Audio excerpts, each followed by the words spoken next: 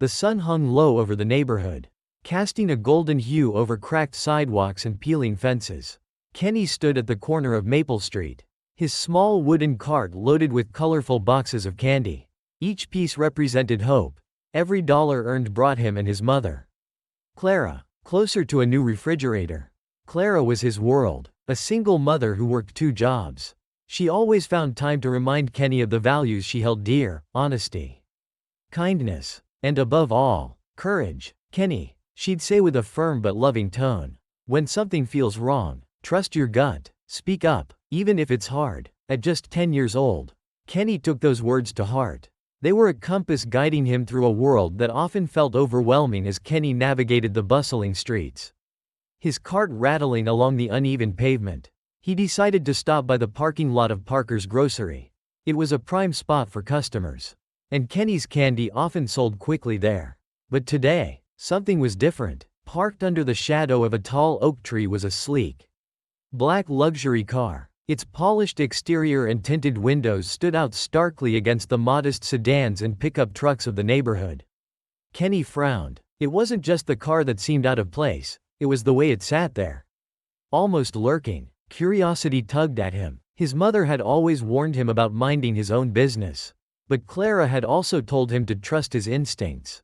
And something about that car felt off. Kenny wheeled his cart closer, keeping his steps light and quiet. As he approached, he noticed a man sitting in the driver's seat. The man, later revealed to be Henry, was dressed sharply in a tailored suit, his features sharp and calculating. Beside him was a woman, Emily, who at first glance seemed ordinary. But Kenny's sharp eyes caught the way her fingers trembled as they tapped lightly against the car's window. She wasn't smiling. In fact, her wide eyes darted nervously, as though searching for an escape. Kenny's chest tightened. Something wasn't right. "Hey, kid," Henry's voice boomed, startling Kenny. "Move along. You're blocking the road." Kenny's heart raced, but he forced a polite nod, wheeling his cart away. Yet, as he turned the corner, he couldn't shake the image of Emily's terrified expression. Clara's words echoed in his mind. "Trust your gut." He stopped a few feet away, his small hand gripping the handle of his cart. What should he do? Calling 911 wasn't something he took lightly. What if he was wrong? What if Emily wasn't in trouble? But the memory of her tapping fingers and panicked eyes wouldn't let him walk away. Taking a deep breath, Kenny pulled out his old, slightly scratched flip phone. His fingers hovered over the buttons. He was just a kid. Would they even believe him? But he couldn't ignore the nagging feeling in his chest. He dialed 911. "What's your emergency?" The operator's voice was calm but firm. Kenny took another deep breath. "There's a car in the Parker's Grocery parking lot," he began, his voice steady despite the fear bubbling inside. "A black car. License plate ZR 4859. There's a man and a woman inside."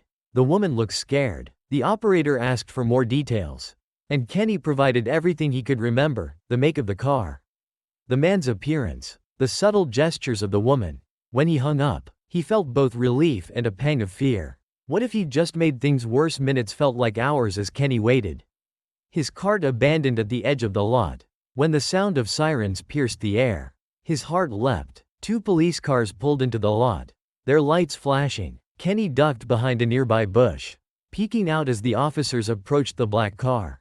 The scene unfolded like a tense movie. Henry tried to talk his way out, his voice smooth and commanding, but Emily's trembling hands gave her away. When an officer gently asked her if she needed help, she broke down, her sobs shattering the tense silence. Henry's demeanor shifted, his calm mask slipping as he was cuffed and led away. Emily was escorted to safety, her tear-streaked face a mix of relief and exhaustion. Kenny's chest swelled with a mix of pride and fear. Had he really just saved someone? Later that night, Kenny sat at the small kitchen table with Clara. He recounted the events in detail, his voice shaking as he spoke. Clara listened intently, her expression shifting between worry and pride. "You did the right thing," she said finally, pulling him into a tight hug. "It's not always easy to stand up when something feels wrong, but you did it." As Kenny drifted to sleep that night, he couldn't stop thinking about the woman in the car. Who was she? Why was she so scared? And what would happen to the man who had frightened her? Little did Kenny know, His actions had set in motion a chain of events that would change not just his life, but the lives of everyone in his community. News of Kenny's quick thinking spread quickly, starting with the officers who responded to the 911 call. Within hours, neighbors whispered about the boy who had helped save a woman in trouble. By the next day, Parker's grocery parking lot was the center of attention. For Kenny, however, life felt oddly normal. He still had a candy cart to push, and Clara still reminded him to finish his homework before bedtime. Yet, the memory of the black car and Emily's terrified face lingered. 2 days later, Clara opened the door to find a detective standing on their modest porch. Detective Maria Dawson introduced herself with a warm but serious smile. "I'm here about the incident in the parking lot," she said, stepping inside. Kenny's call made a big difference. Clara's face tightened with worry, but Detective Dawson quickly reassured her. "Your son's instincts were spot on. The woman he helped, Emily Carter, was being held against her will. She's safe now, but she wanted me to thank him personally." Kenny's eyes widened. "She's okay?" "She's shaken, but yes, thanks to you, she's free." Dawson explained that Henry was under investigation for multiple crimes, including kidnapping and coercion. Emily's case wasn't an isolated incident. Henry was a dangerous man with a history of exploiting vulnerable people. The local news station caught wind of Kenny's heroism. A camera crew showed up at their home the next day, eager to interview the young boy who had saved Emily. Kenny squirmed in his chair as the reporter, a chipper woman named Rachel, asked him to recount his story. "It just didn't feel right," Kenny said, his small hands gripping his chair. "My mom always says to trust your gut, so I called for help." The story aired that evening, portraying Kenny as a local hero. Neighbors began stopping by with words of encouragement, and kids at school treated him like a celebrity. But not everyone was kind. In the school cafeteria, Kenny overheard 2 older boys whispering, "He just got lucky." One sneered, "Bet he made it all up for attention." Kenny's cheeks burned, but he held his head high. Clara had taught him to ignore cruel words, but the doubts nagged at him. Had he really done enough? Was it fair for people to call him a hero? Meanwhile, Emily was beginning her own journey toward recovery. At a safe house run by a local organization, she met with counselors and lawyers. She struggled to recount the months she had spent under Henry's control, a time marked by fear and manipulation. One day, a counselor named Janice brought up Kenny.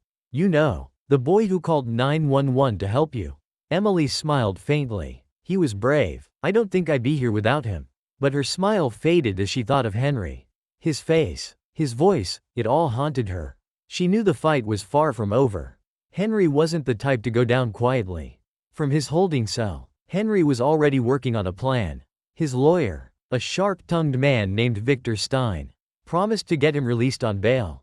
"They don't have enough evidence to keep you locked up," Victor said confidently. "This is a misunderstanding at best." Henry smirked. "Make sure they know that kid is lying. A 10-year-old doesn't know what he saw." Detective Dawson returned a week later, this time asking Kenny for an official statement.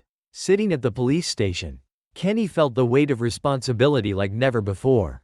His mother sat beside him, holding his hand tightly. "Take your time," Dawson said, her tone gentle. "Just tell us everything you remember."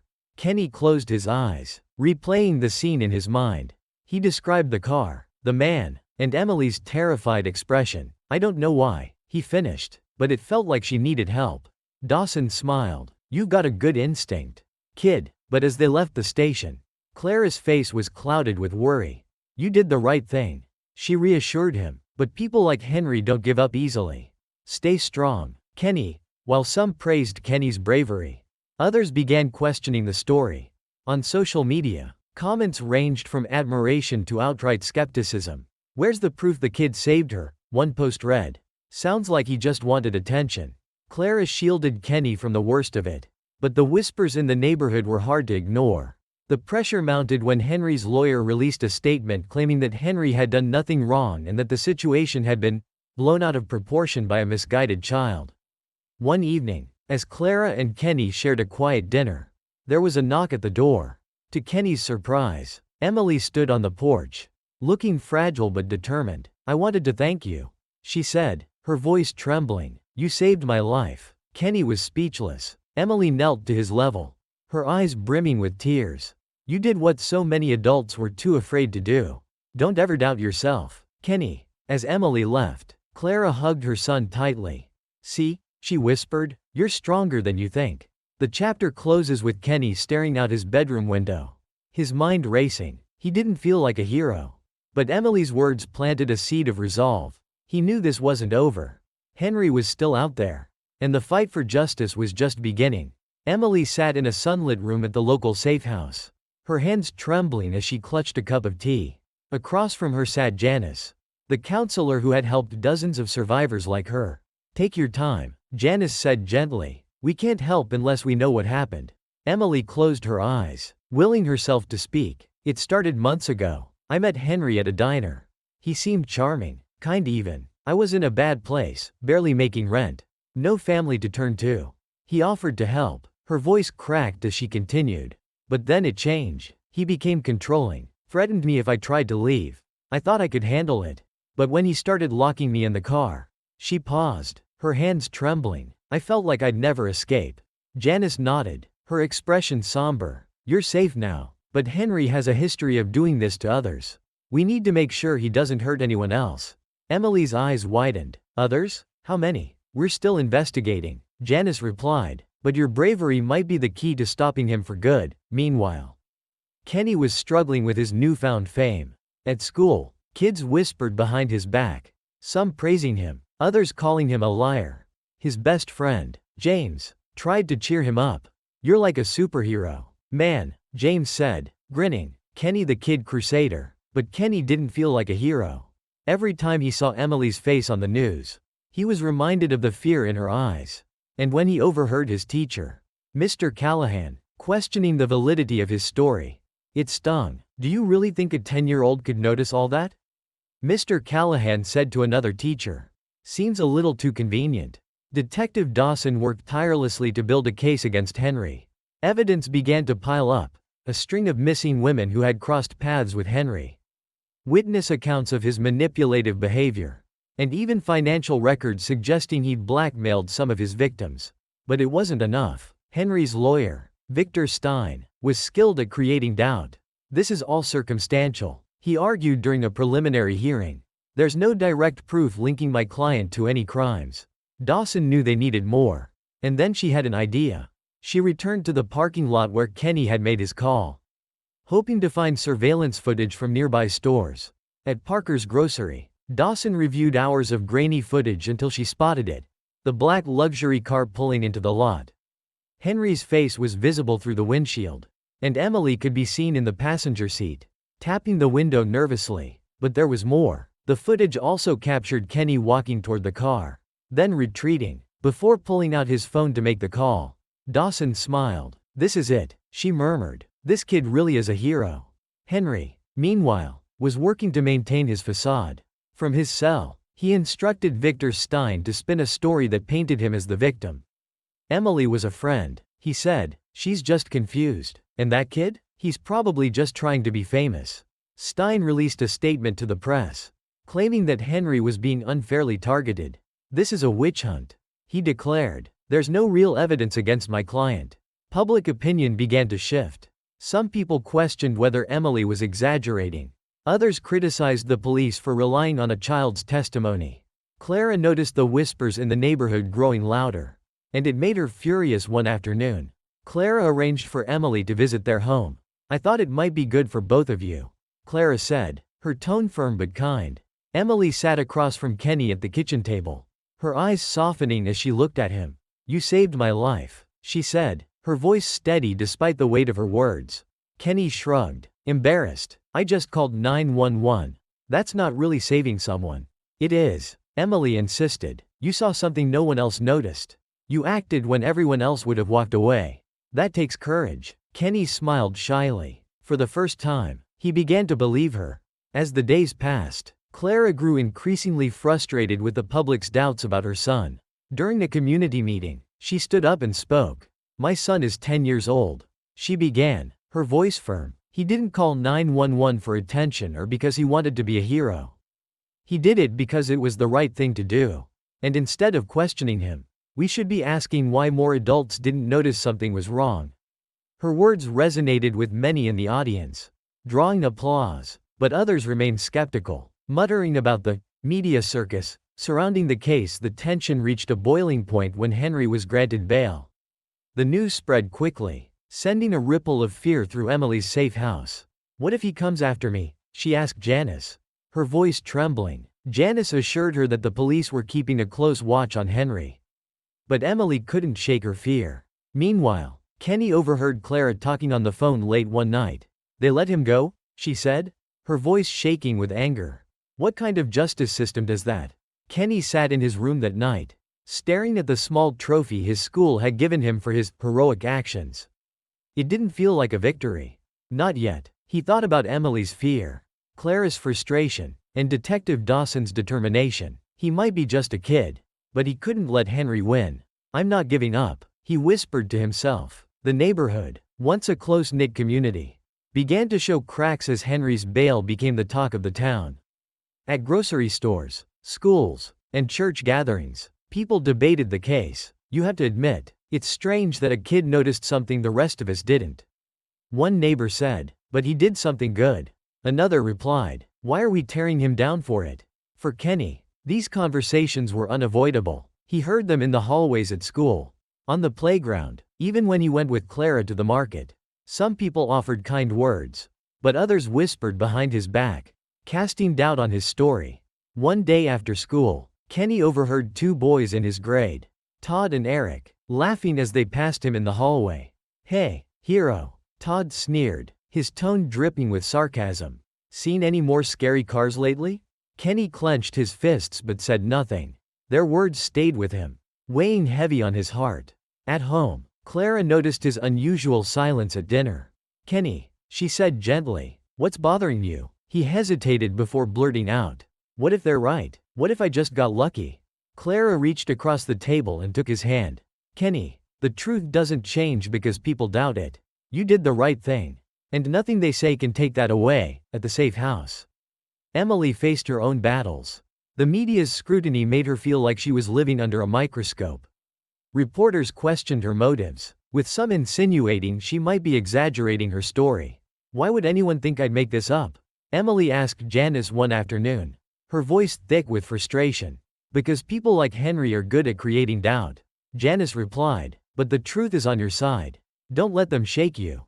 On a quiet Sunday morning, Clara received an unexpected visit from the landlord of their small apartment complex. "Mr. Hargrove, I've been getting complaints," he said, shifting uncomfortably. "Some tenants feel the attention on you and your boy is unwelcome." Clara's jaw tightened. "So, what are you saying?" "I'm not asking you to leave," he said quickly, "but maybe it's best to keep a low profile for a while." Clara held her ground, her voice firm. "We've done nothing wrong. If people don't like that my son did the right thing, that's their problem, not ours." Henry, out on bail, wasted no time spinning his narrative. He appeared on a local news program, sitting beside his slick lawyer, Victor Stein. "This entire situation has been blown out of proportion," Henry said, his voice calm and measured. "I was simply trying to help a friend. The idea that I would harm anyone is absurd." Victor nodded solemnly. "And let's not forget, the main witness here is a 10-year-old boy. While we respect his intentions, his perspective may be influenced by his imagination." The interview caused a firestorm.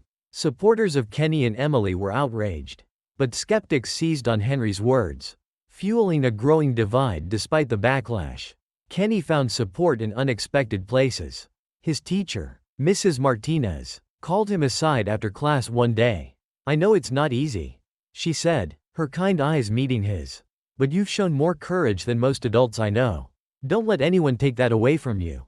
Her words gave Kenny a small but vital boost. Detective Dawson was relentless in her pursuit of justice. Late one evening, she sat in her dimly lit office, poring over files related to Henry.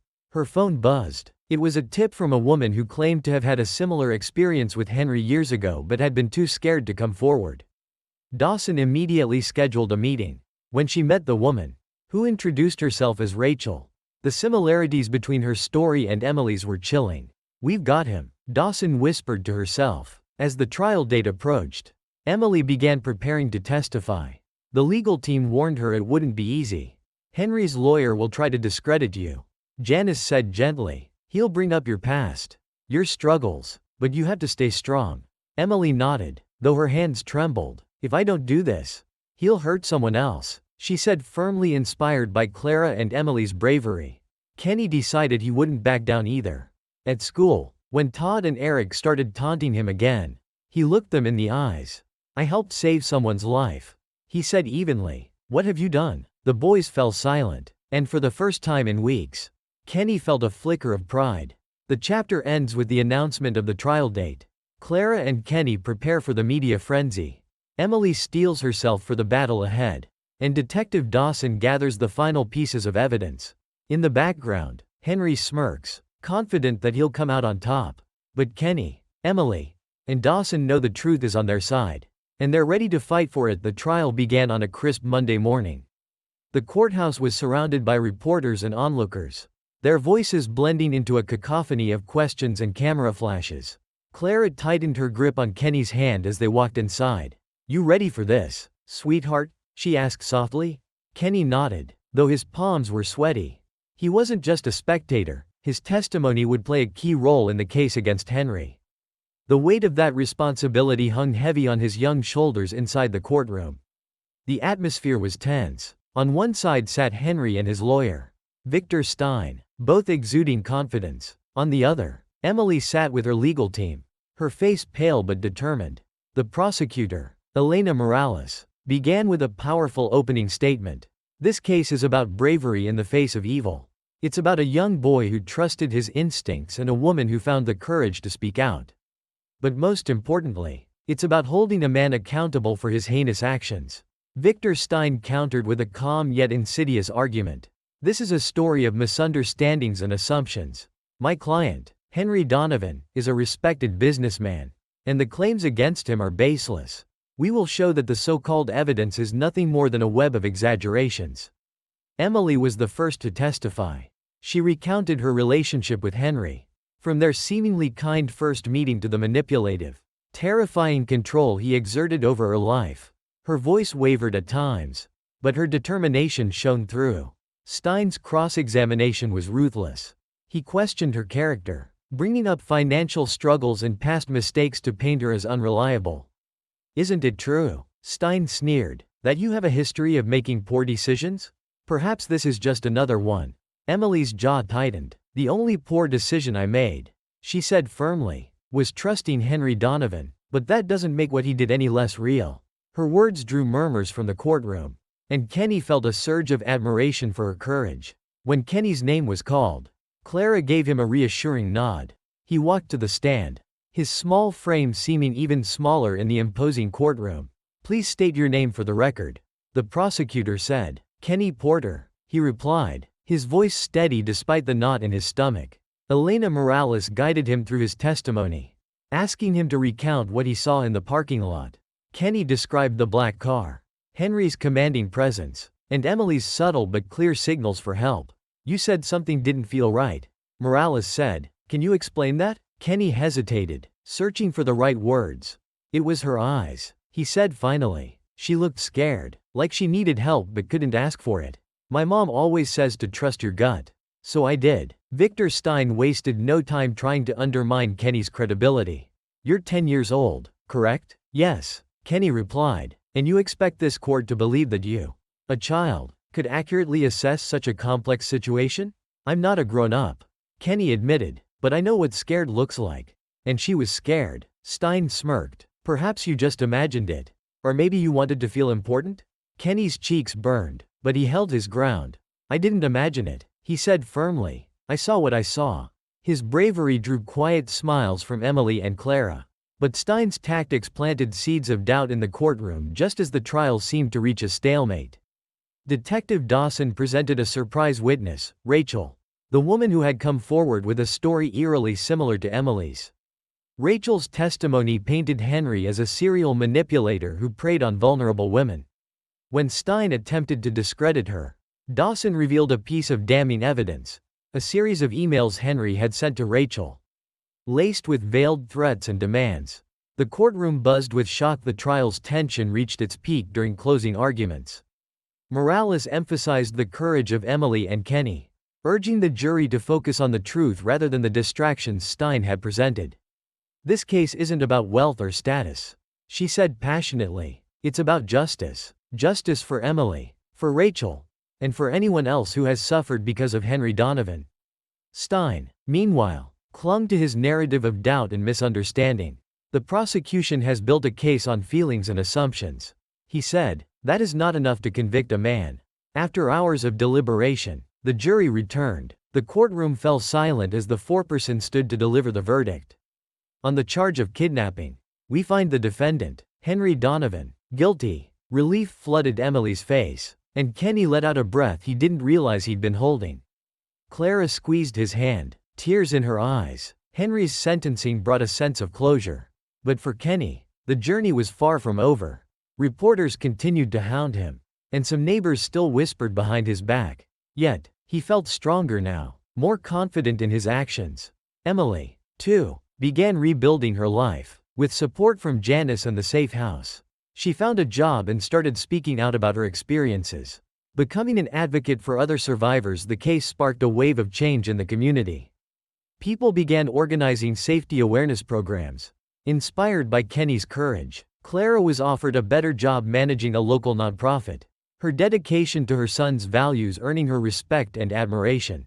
As for Kenny, he became something of a local hero, not because he sought fame, but because he reminded everyone of the power of doing the right thing, no matter how small or scary it seemed. With Henry convicted, the surface of his crimes had been scratched, but deeper truths were waiting to be uncovered. Detective Dawson, unsatisfied with just the kidnapping conviction, continued her investigation. As she sifted through Henry's financial records, something alarming emerged. A trail of unexplained payments linked to offshore accounts and aliases. "These aren't just random transactions," Dawson murmured to herself. "They're payments to accomplices." Henry's operation wasn't a one-man show, it was part of a larger, shadowy network exploiting vulnerable individuals. Emily and Rachel were only two of many victims. At the safe house, Emily struggled with mixed emotions. On one hand, Henry's conviction was a victory, but the trial had also brought painful memories to the surface. Janice encouraged her to focus on her newfound strength. "You've already done the hardest part," Janice said during one of their sessions. "You spoke up. That's what inspires others." Bolstered by Janice's encouragement, Emily agreed to participate in a televised interview. In front of the camera, she recounted her experience with Henry and urged others to come forward if they'd faced similar situations. "I thought I was alone," Emily said, her voice steady, "but now I know that speaking up is the first step toward freedom." Her words resonated far and wide. Within days, two more women came forward with stories eerily similar to Emily's. The pieces of Henry's twisted puzzle began to fall into place for Kenny. Life was beginning to stabilize. The neighborhood's whispers grew quieter, replaced by nods of respect and waves from strangers. At school, even Todd and Eric seemed to leave him alone. But Kenny couldn't shake the feeling that his role in the story wasn't over. One afternoon, Detective Dawson paid a visit to his home. She sat with Kenny and Clara at their small kitchen table, spreading out a folder filled with photos and documents. "Kenny," she began, "you didn't just help Emily. You set off a chain reaction that's exposing something much bigger." She explained Henry's ties to the larger criminal network. "There's still work to be done," Dawson said, "and your bravery has inspired others to step forward." Kenny blinked in surprise. "I just called 911, he said, his voice small, "and that's more than most people would have done." Dawson replied, "Never underestimate the power of one small action." As more victims shared their stories, the full scope of Henry's operation came to light. He had used charm and coercion to manipulate vulnerable women, trapping them in cycles of fear and dependence. Some of his accomplices were identified as enablers, people who looked the other way or even helped maintain his web of control. The new revelations prompted authorities to reopen old cases linked to Henry, leading to the arrest of two of his associates. One of them, a man named Louis Barker, struck a deal with prosecutors, agreeing to testify against the network in exchange for a reduced sentence. "It's not just Henry," Louis revealed in a chilling confession. "There are others. And they're still out there." While many in the community rallied around Emily and Kenny, Others were less supportive. Clara began receiving anonymous notes left at their door, some accusing her of exploiting her son's story for attention. "They're just scared of the truth," Clara said, brushing off the comments. But Kenny could see the worry in her eyes. At a community meeting organized to address the case, emotions ran high. Some attendees called for stronger protections for vulnerable individuals, while others questioned whether the media attention had done more harm than good. "It's easy to criticize when you're not the one living it," Clara said, standing up to speak. "My son made a choice to help someone. That's something to celebrate, not tear down." Her words were met with applause. But the undercurrent of doubt lingered. From prison, Henry attempted to reclaim control. He issued public statements through his lawyer, claiming he was the victim of a smear campaign orchestrated by the media and law enforcement. But his efforts backfired. The mounting evidence against him, coupled with the testimonies of his victims, left little room for doubt. Even his staunchest defenders began to waver. A particularly damning piece of evidence emerged, a recording from one of Henry's associates, implicating him in further crimes. In the recording, Henry's voice could be heard instructing his accomplice to silence a victim who threatened to go public despite the chaos. Kenny and Emily found solace in their growing friendship. Emily often visited Kenny's home, where she shared stories of her recovery and thanked him repeatedly for his courage. "I wouldn't be here if it weren't for you," she told him one evening. "You saved my life." Kenny shrugged, still humbled despite everything. "I just did what anyone should do." "Maybe," Emily said with a smile. "But not everyone does." The chapter closes with Dawson preparing for the next phase of the investigation. With Henry convicted, her focus shifted to dismantling the broader network he was part of. She knew it wouldn't be easy, but she felt a renewed sense of purpose. As Dawson left her office late one night, she glanced at a photo pinned to her bulletin board, a snapshot of Kenny and Emily, taken at a recent community event. "This is what we're fighting for," she whispered to herself. Detective Dawson's investigation reached its critical juncture. The evidence gathered from Henry's associates painted a grim picture of an expansive network that targeted vulnerable individuals, exploiting them for financial gain and more sinister purposes. Dawson knew they were close to uncovering something monumental, but the pressure was mounting. Henry's associates, once loyal to him, began turning on each other in plea deals. A laptop seized from one accomplice revealed detailed logs of victims, payment trails, and correspondence with figures still in the shadows. "This is bigger than we thought," Dawson muttered, her eyes scanning the screen. "We're not just dealing with a few criminals. This is organized exploitation." As the investigation unfolded, Kenny found himself drawn deeper into the story. At school, during a safety awareness program inspired by his actions, he stood in front of his peers to speak. "Doing the right thing isn't always easy," he said, his voice clear but nervous. "But if you see someone who needs help, you have to try, even if you're scared." His words were met with applause. But Kenny's impact extended beyond the classroom. Parents began organizing neighborhood watch groups, and local leaders praised his bravery. Kenny, however, remained focused on the victims. He often thought of Emily and the countless others like her, wondering how he could help them further. Dawson's efforts received an unexpected boost when a former associate of the network, a woman named Celia Marquez, came forward. Celia had once been involved in recruiting victims but had left the group out of fear for her own safety. "I couldn't do it anymore," she told Dawson during an interview. "But I know how they operate. I can help." Celia's testimony was invaluable. She provided names, locations, and methods used by the network to evade detection. One name stood out: Martin Gray, a wealthy businessman with connections to Henry. Gray had long been suspected of illicit activities but had evaded prosecution due to his influence. "This could be our smoking gun," Dawson said, her eyes narrowing. Emily, too, was preparing for her next battle. Inspired by Kenny's courage and her own desire for justice, she agreed to participate in a national documentary on exploitation and survival. The filming process was emotional, forcing her to confront painful memories. But Emily saw it as a way to ensure no one else suffered as she had. In one poignant scene, Emily visited Kenny's school to speak alongside him at an assembly. "You don't have to be a hero to make a difference," she told the students. "You just have to care." Kenny beamed as he stood beside her, Feeling more confident than ever in his decision to act that day in the parking lot, Dawson's investigation led to a dramatic raid on one of Martin Gray's properties.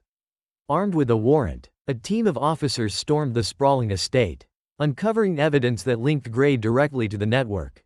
Hidden rooms, financial records, and communications between Gray and Henry painted a damning picture. Gray was arrested, but his capture came with a twist. During the raid, officers found files that implicated additional high-profile individuals in the network. The revelations sent shockwaves through the community and the media. From his prison cell, Henry watched the news unfold. He knew his time was running out, but he had one final move to make. Through his lawyer, Victor Stein, he arranged a meeting with Dawson, claiming he had information that could bring down the entire network. "Why would I trust you?" Dawson asked, her voice cold. Henry leaned forward, his smirk intact despite the shackles on his wrists. "Because you're out of time. You think you've won, but there are pieces you haven't seen yet. I can give them to you, for a price." Dawson considered the offer but knew better than to trust him completely. "I'll take what you know," she said, "but don't think for a second you'll walk away from this." The courtroom filled once more as Martin Gray and his co-conspirators faced justice. This time, the stakes were higher, the tension palpable. Emily and Rachel were among the witnesses, their testimonies weaving a powerful narrative of survival and resilience. Kenny watched from the gallery, his heart pounding. He knew he was a small part of a much larger story. But seeing justice unfold made him feel proud. The defense attempted to undermine the case, claiming Gray's wealth and status made him a target of opportunistic accusations. But the evidence was overwhelming, and the testimonies of the victims were undeniable in a dramatic twist. Dawson revealed the recordings and files obtained from the raid, which implicated additional individuals in the network. The courtroom erupted in gasps as the extent of the operation came to light. The prosecution rested their case with a final, impassioned statement. "This is not just about punishing a few individuals. It's about sending a message that no one is above the law. That justice will prevail, no matter how powerful the perpetrators may seem." The jury's decision was unanimous. Martin Gray and his co-conspirators were found guilty on multiple charges, including trafficking, conspiracy, and exploitation. For Emily and the other survivors, the verdict brought a sense of closure. For Kenny, it was a validation of everything he had fought for, even in his small but crucial way. The chapter ends with a community celebration. Emily is honored for her courage, and Kenny receives a special award for his role in sparking the chain of events that led to the takedown of the network. Clara, standing by his side, couldn't be prouder. As fireworks lit up the night sky, Kenny turned to Emily. "Do you think it's over?" he asked. Emily smiled. "Not over," she said, "but it's a start." The courtroom battles were over, but the echoes of the trials lingered in the lives of everyone involved. On a crisp fall morning, Kenny sat at the kitchen table with Clara, munching on toast and watching sunlight stream through the window. For the first time in months, life felt calm. "You've done something amazing, Kenny," Clara said, her voice filled with pride. "But remember, it's okay to rest now." Kenny smiled faintly. He still couldn't fully grasp the magnitude of what had happened, but he was starting to believe in the strength others saw in him. Across town, Emily stood in front of a mirror in her new apartment.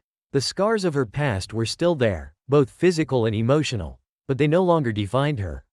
After the trials, she had found a job as a counselor at the safe house that had sheltered her during her darkest moments. Helping others brought her a sense of purpose. She often thought of Kenny when speaking with new residents, using his story as an example of how small acts of bravery could spark immense change. One day, Emily received a letter from a woman named Sarah, who had seen her interview on the national documentary. Sarah's letter detailed her own struggles and how Emily's courage had inspired her to leave an abusive situation. Emily clutched the letter to her chest, tears streaming down her face. "This is why I did it," she whispered. At school, Kenny channeled his experience into action. With the help of Clara and a supportive teacher, Mrs. Martinez, he organized a safety awareness club. The group held monthly meetings, where students and parents discussed topics like recognizing warning signs, knowing when to call for help, and creating safer communities. Kenny's best friend, James, joined enthusiastically. "You're like a superhero," James said, grinning, "except instead of fighting bad guys, You're teaching us how to avoid them. The club quickly grew, attracting attention from local officials who wanted to replicate the model in other schools. Kenny, though still shy about the spotlight, embraced his role as a leader. Detective Maria Dawson finally allowed herself a moment to breathe. Sitting in her office, surrounded by boxes of case files, she thought about the long journey from Kenny's 911 call to the convictions of Henry and Martin Gray. Her phone buzzed, interrupting her thoughts. It was a message from Celia Marquez, the former associate who had helped bring down the network. "Thank you for giving me a second chance." The message read. Dawson smiled. The fight against exploitation was far from over. But moments like this reminded her why she had chosen this path in the wake of the trials. The neighborhood began to change.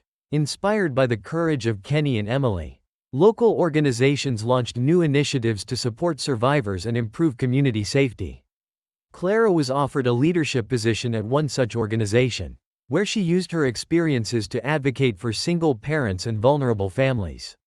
During the town hall meeting, Clara spoke passionately about the importance of community involvement. "We can't rely on heroes to fix everything," she said. "We all have a role to play in making our world safer." Her words resonated deeply, sparking a renewed sense of unity among the residents. One afternoon, Kenny and Emily met at the park near his school. The air was crisp, and the leaves crunched beneath their feet as they walked. "I heard about your club," Emily said with a smile. "You're doing amazing things." Kenny shrugged, his cheeks reddening. "It's not a big deal. I just want people to know what to do if they see something wrong." "It is a big deal," Emily said firmly. "You're helping people feel safer. That's one of the best things anyone can do." As they sat on a bench, Emily handed Kenny a small, framed photo. It was a picture of her standing with some of the women she had helped at the safe house. "I wanted you to have this," she said. "None of us would be here if it weren't for you." Kenny stared at the photo, his heart swelling. "Thanks," he said softly. Months turned into a year, and the impact of Kenny's actions continued to grow. The safety awareness programs expanded statewide, and Emily's advocacy work gained national attention. Both received awards for their contributions. Though neither sought recognition, Kenny remained humble, often deflecting attention to others. "It wasn't just me," he said in an interview. "It was everyone who believed in doing the right thing." On the anniversary of Henry's conviction, the community held a celebration at the local park. Families gathered for food, music, and speeches honoring the bravery of those who had brought justice to the victims. Kenny was called to the stage, where he received a standing ovation. Looking out at the crowd, he spotted Clara, Emily, and Detective Dawson smiling back at him. He cleared his throat, gripping the microphone tightly. "I didn't think I was doing anything special when I made that call," he began, "but now I see how important it is to act when something feels wrong. I'm just one person, but together, we can make a big difference."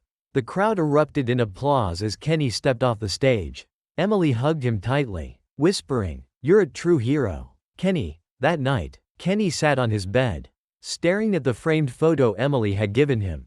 Clara walked in, her face glowing with pride. "You've grown so much," she said, sitting beside him. "But no matter how far you go, you'll always be my little boy." Kenny smiled. "Thanks, Mom, for everything." As he drifted to sleep, Kenny felt a deep sense of peace.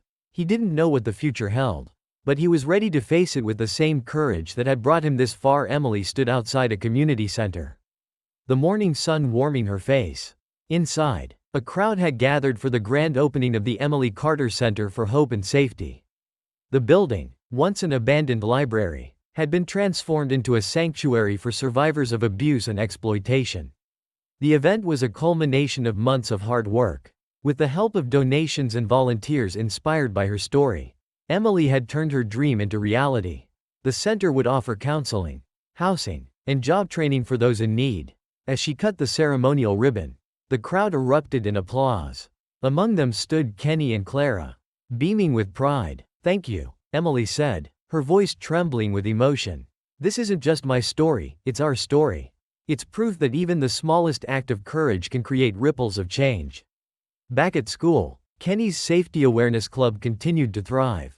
The meetings had grown so large they had to move from the classroom to the school gym. Parents and students alike looked to Kenny as a leader, though he often shrugged off the praise. One day, Kenny received an email from a teacher in another state. The teacher explained how Kenny's story had inspired her school to start its own safety initiative. Attached was a photo of students holding a banner that read, "If you see something, say something," inspired by Kenny Porter. Clara framed the email and hung it in their living room. "You've done so much more than you realize," she told him. Detective Dawson, though proud of the progress made in the Henry Donovan case, refused to rest. She had shifted her focus to other unsolved cases, using the insights gained from Henry's operation to dismantle similar networks. One evening, she visited Kenny and Clara to share some news. "We've identified 3 more networks," she said, "because of what you started, Kenny. We're saving lives." Kenny felt a swell of pride.